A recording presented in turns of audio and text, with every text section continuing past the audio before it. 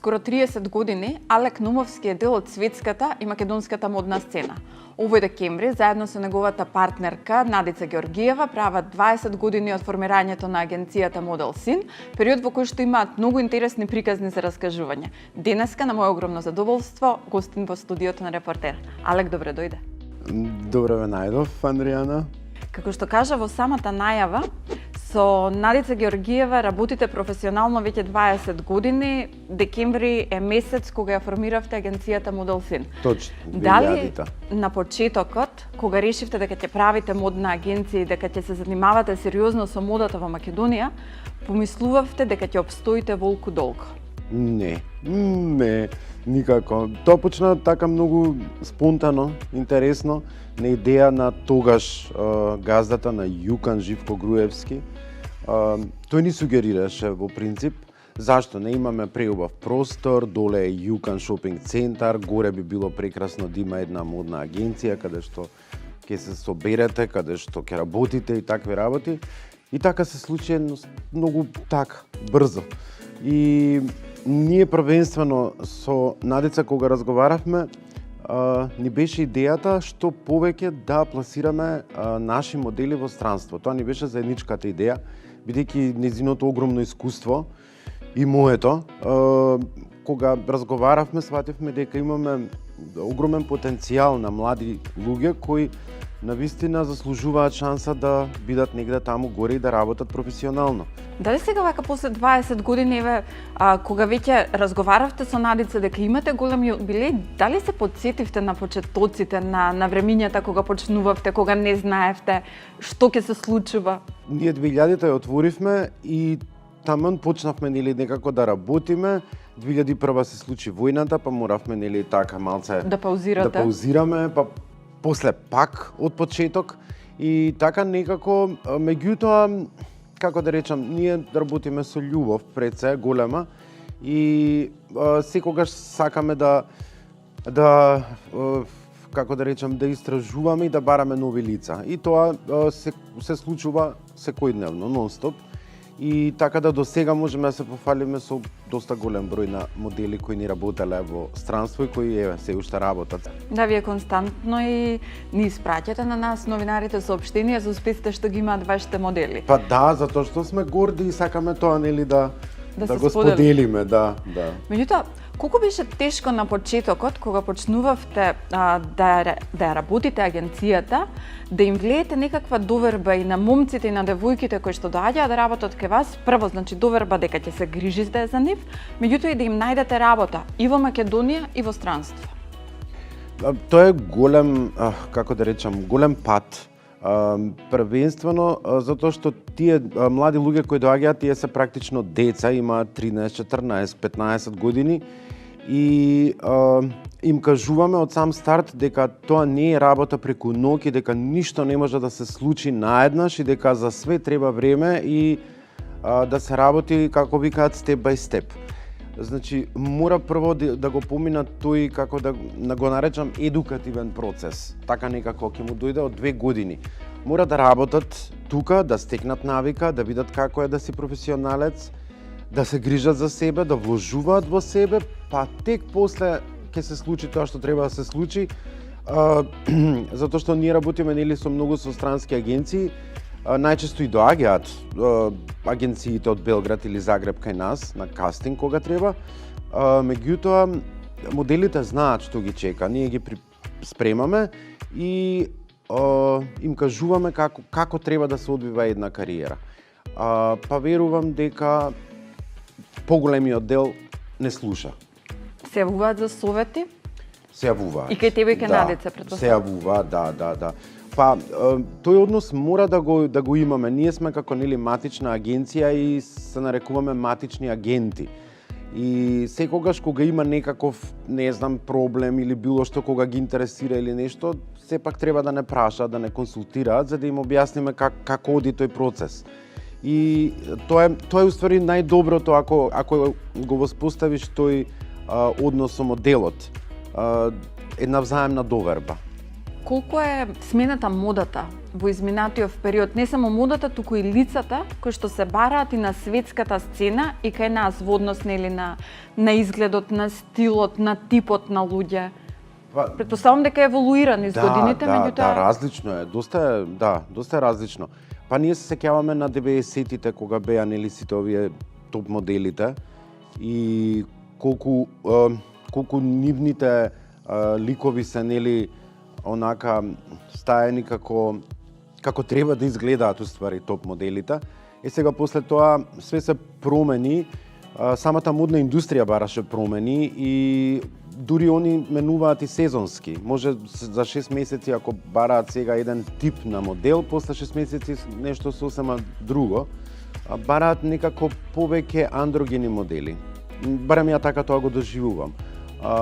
Пропорциите се скоро исти, тоа се што се барало тогаш се бара и сега. И иако имаше некои нели најави или како кажуваат дека многу повеќе ќе се бараат покрупни, тоа не се случи и заработувачката не е иста. Порано заработува огромни суми. Како викаше Клаудија Шифер ли викаше, не, Линда Еванџелиста, дека не станувам од дома за помалку од $50,000. Да, они навистина мислам работеа и направија стварно капитал огромен. Меѓутоа, тие беа златна генерација што ги нарекуваат на топ модели, сега има, меѓутоа не е тоа. Вие сте агенција која што работи со машки и со женски модели. Да. Оно што ме интересира е колку е потешко да се најде работа за машки модел? Па тешко е, да, потешко е во секој случај, и да се разбереме во светски рамки секогаш жените го имаат приматот во модата, тие се главни, машките се како еден вид декор. Така било од секогаш, така и е сега. Поготово ние сме многу мал пазар и многу помалце има, да речеме, работа за машките модели. Меѓутоа, имам верба дека еден ден тоа све ќе се изедначи и ќе си има работа комплетно за сите. Без разлика, нели, машки, женски, затоа што и модата се менува, на некој начин еволуира и така да верувам дека и за машките ќе има исто работа како што има за девојките.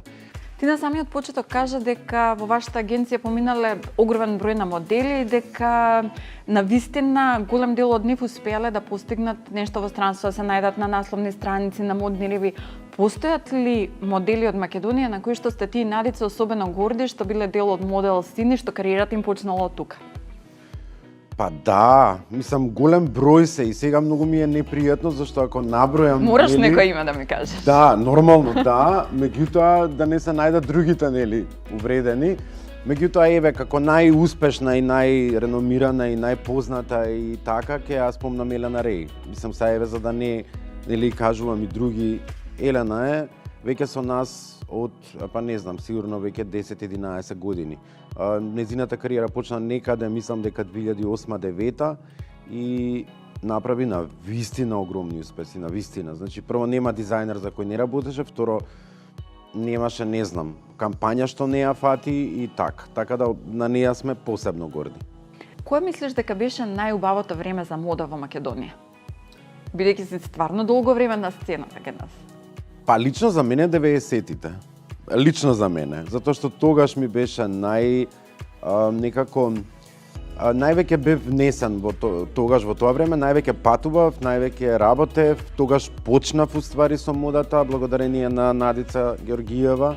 Да, јас и ќе те прашав дали е вистина дека Надица Георгиева те открила и дека така тргна твојата кариера. Точно, точно, баш така. Надица ме откри, тогаш ми понуди за да направам први професионални фотографии и ми рече ајде ти направи ги, ние да видиме како тоа ќе изгледа, јас ќе ги однесам во Виена да видиме чисто што ќе кажат моите букери, па ќе видиме. Тоа беше се така. И не помина, мислам дека 2 недели веќе ми се јавија од агенцијата од Виена и ми рекоа дека морам да отидам на пробно сликање. На прва прифати или размислуваше пред да направиш голем чекор? Не, на прва прифатив, за разлика од сега, тогаш бев многу порешителен И решен бев дека ќе отидам. Многу беа по, како да речам, се поклопија коцките. Тетка ми во тоа време од Америка ми прати за роден ден пари, нешто така, и се тоа некако многу во се склопи и затоа и така отидов. И сега од оваа перспектива кога ќе се навратам, навистина сметам дека е тоа еден од најубавите периоди во мојот живот. Како изгледаше животот на еден модел во Виена?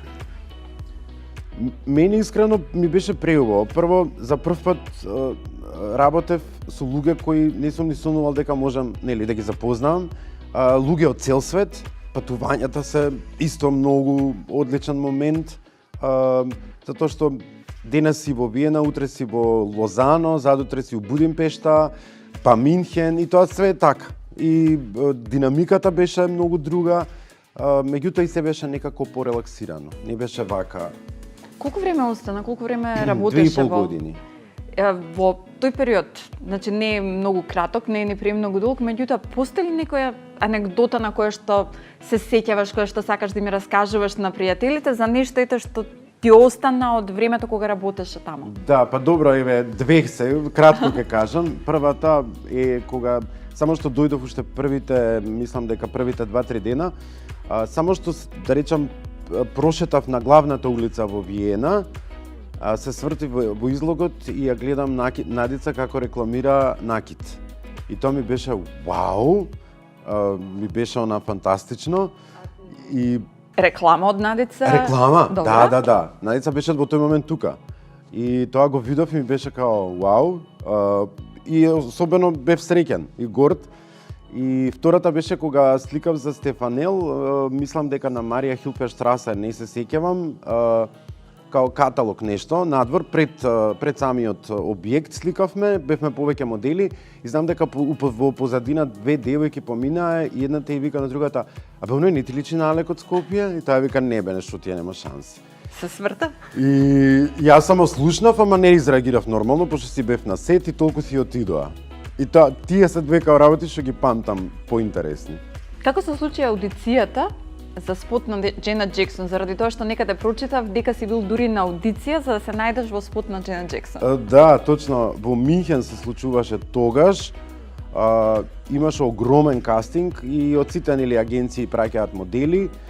Отидовме таму и имавме као 2 или 3 круга, меѓутоа да речеме во финале, не можам да го кажам финале, ама да речеме од која избраа потесниот круг, која избраа веќе 5-6, бев и јас, затоа што бараа веројатно таков тип на модел, тогаш бев со долга коса виткана и така. Ти текнува за која песна беше?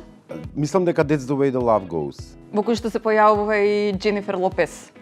Да, ама таму игра. Да, игра се уште не беше позната, меѓутоа тоа се исто почетоци на незината кариера. Да, и така да после, не се сеќавам како се викаше дечкото од Италија, мислам од Милано му беше агенцијата, тој си ја фати работата. Така да имаше тогаш и мислам многу такви интересни кастинзи кои те праќаат. Сега во спотот на Дженет Джексон не се појави, меѓутоа неколку години подоцна ти се појави во спотови на македонски изведувачи. Како па точно. Сега нели глумата, како ја вклопи глумата во манекенската работа, како се снајде на овој начин пред камерите?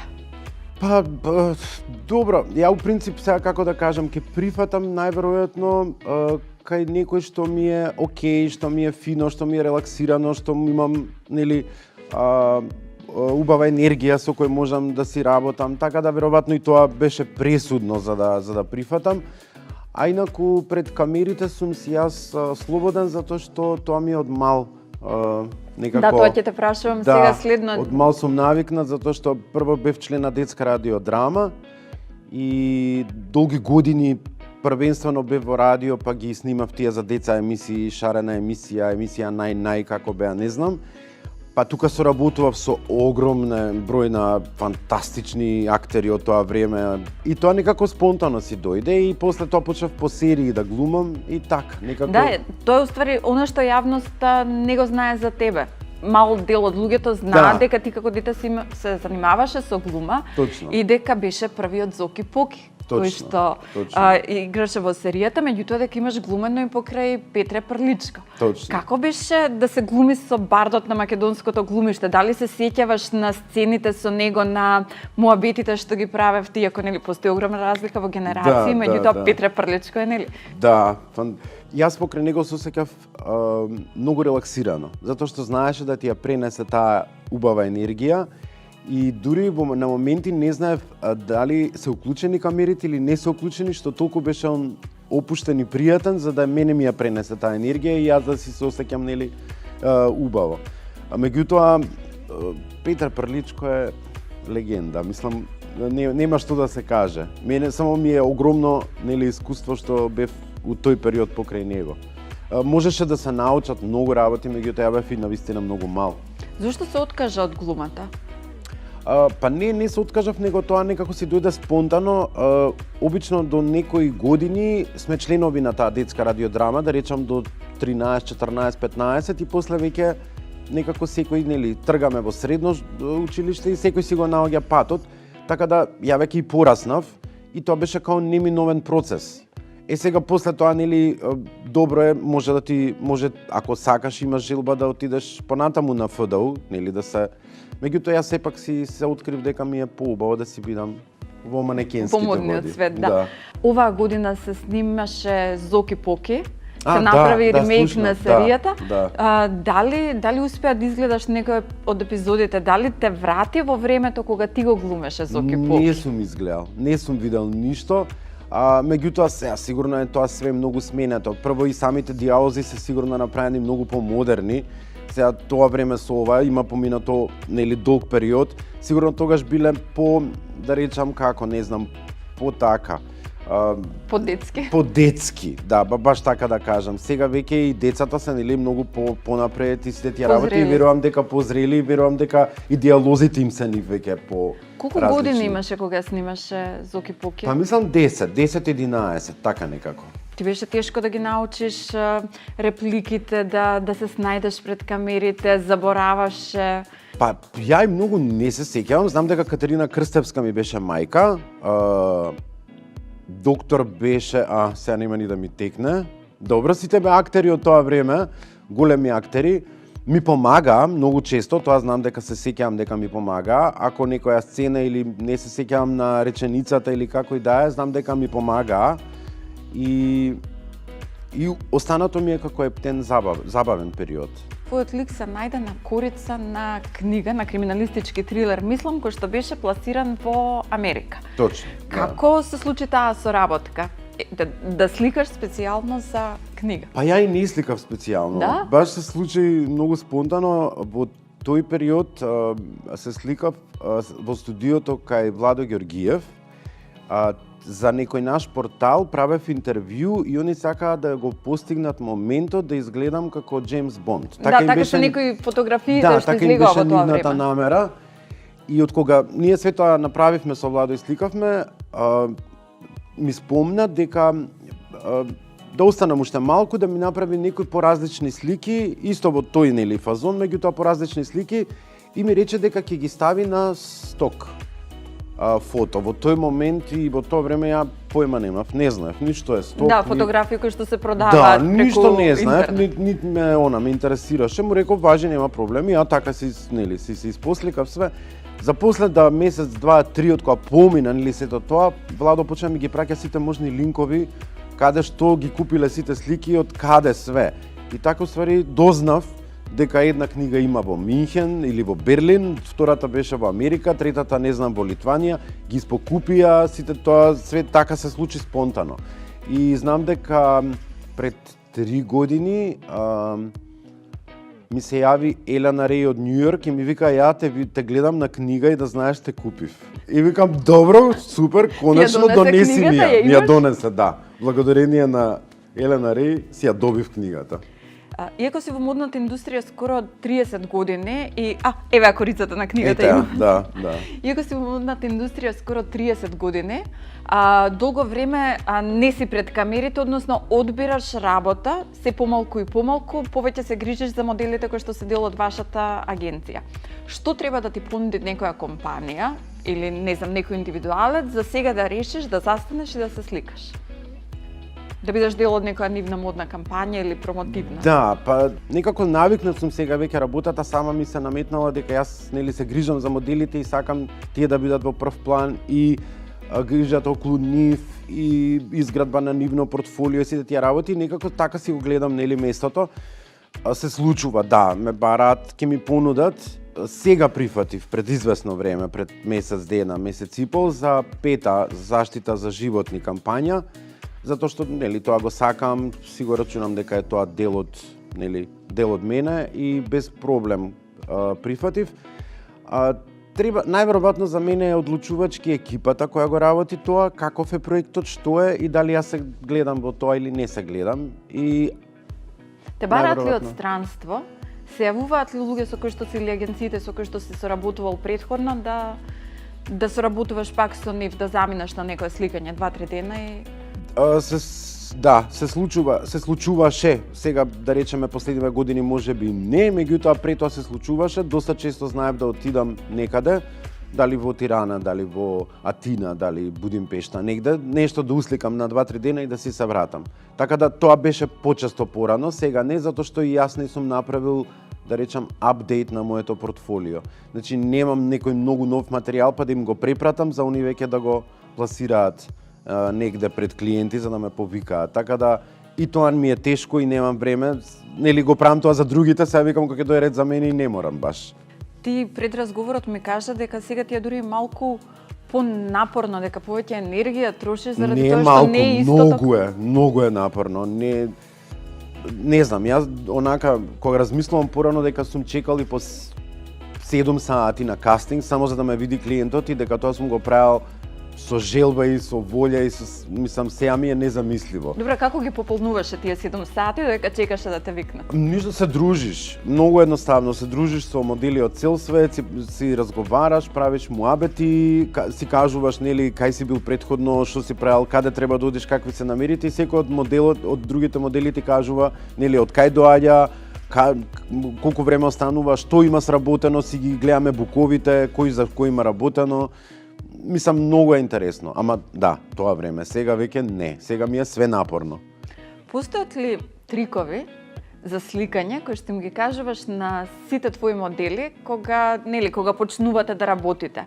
Значи, она што претпоставам дека ги интересира и обичните луѓе кога се сликаат дури и за Инстаграм. Како да се поставиш во однос на, не знам, телото, главата, ставот, за да изгледаш и послабо, и повисоко, и да немаш сенки на лицето. Значи, кои се тие трикови мали кои што моделите ги користат за да изгледаат секогаш одлично на фотографиите? Па сега веќе е многу лесно. Сега со Инстаграм и со сите тие апликации. Не зборувам за апликации кои што ќе ти го сменат ликот. Да, они така си ги менуваат ликовите, може да изгледаш како сакаш, ќе се каже, сакам да изгледам вака, ќе си се направам. И мислам тоа дозволува тие апликации. Иначе да речам ајде пред тие сите апликации, пред Инстаграм, пред сето тоа да биде, тогаш си имаше некој, обично ние правиме еднаш годишно курсеви за модели и за време на тие курсеви обично и викаме професионалци каде што го пренесуваат нивното знаење, нели нивното гледиште за работата за која што се. Така да ако дојде фотограф, најчесто тогаш им покажува или на сите нас ни покажува кои, да речем, агли се најдобри за лицето да изгледа убаво. Секогаш треба да е главата подоле ако не сакате да имате подбрадок, нели секогаш треба од погоре да се сликате. Камерата или апаратот или како и да е додава 2-3 кила. Значи секогаш треба да има некаква дистанца на сликата за да тоа изгледа фино. Ако ве сликаат од подоле, тогаш автоматски ве издолжуваат, ако ве сликаат од горе ве стеснуваат. Значи има такви некои трикови работи кои низ годините ги учиме сите ние, меѓутоа сега веќе мислам џаби да зборам, со апликации, со све, се више. Меѓутоа кога ќе го видиш некого на слика, па после ќе го видиш во живо, сваќаш дека не е истата личност. Па да, затоа што и кога ми пишуваат обично на Инстаграм модели што сакаат да работат или што сакаат да станат модели, обично ќе ми ги кажат пропорциите во нами, меѓутоа јас секогаш викам ќе се видиме во живо на разговор и на кафе, тогаш ќе одлучиме дали сте или не сте за оваа работа, пошто Инстаграм е, како да кажам, тоа не можеш да веруваш, нема шанси. Ако ја иземеме последнава година кога со короната буквално ништо не се случува. Све застана, да, све застана. Што е со модната сцена во Македонија? Дали тие два модни викенди кои што се случуваат два пати во годината и по некој инцидент на модна ревија која што ќе ја направат дизајнерите кај нас, значи дека Македонија има модна сцена? Што ни недостасува? Па добро, јас сепак викам дека и тоа е подобро од ништо. Младите дизајнери прават големи напори и ретки се да речам, можеби 5-6, ајде да не ги набројувам за да не се најде после некој навреден, меѓутоа има 5-6 кои гледам дека на секоја сезона они вадат колекции. И јас сум за тоа, мислам, пријатно изненаден, затоа што не е едноставно во овие услови, во ова време на овој пазар вие да вадите на 6 месеци колекции. Мислам, тоа е за пофалба, навистина. Така да пак ќе речат, нели, на младите останува и верувам дека таа они што ја донесува некоја нова енергија млада, каде што се креативни, каде што ствараат и каде што ставаат на вистина убави колекции, верувам дека е тоа сменето на подобро. Со Надица планиравте да направите голема журка за да го обележите јубилеот. Планиравме тоа порано, да. Меѓутоа, ете, датумот ви доаѓа на 20 декември, мислам дека да, ви е годишнината. Како ќе си го прославите?